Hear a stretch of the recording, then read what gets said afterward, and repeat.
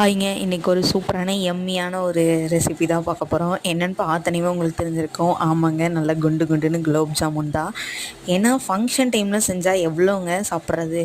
அதவே கொஞ்சம் செப்ரேட்டாக அப்பப்போ பிரித்து சாப்பிட்டு பாருங்கள், எப்படி காலியாகுதுன்னே தெரியாது. ஆமாங்க, அப்படி தான் நான் தீபாவளிக்கு வாங்கி வச்ச குலோப் ஜாமுன் ஒரு 2 வீக்ஸ் கழித்து இப்போ தான் செஞ்சோம்.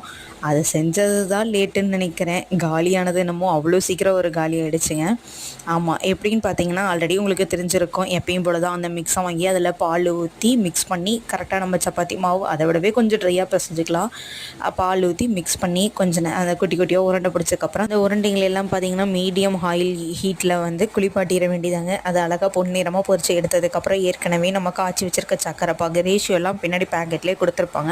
அந்த அளவுக்கு சக்கரை பாகு காய்ச்சிக்கிட்டு அதில் வந்து சக்கரை பாகு வந்து கொஞ்சம் லோ ஃப்ளேமில் வச்சு அந்த ஹீட்லேயே போட்டோம்னா சீக்கிரம் குயிக்காக ஓடிடுங்க. உங்களுக்கு இந்த மாதிரி டேஸ்டியான குலோப் ஜாமுன் பிடிக்குன்னா கமெண்ட்டில் ரெட் கலர் ஹார்ட் பின்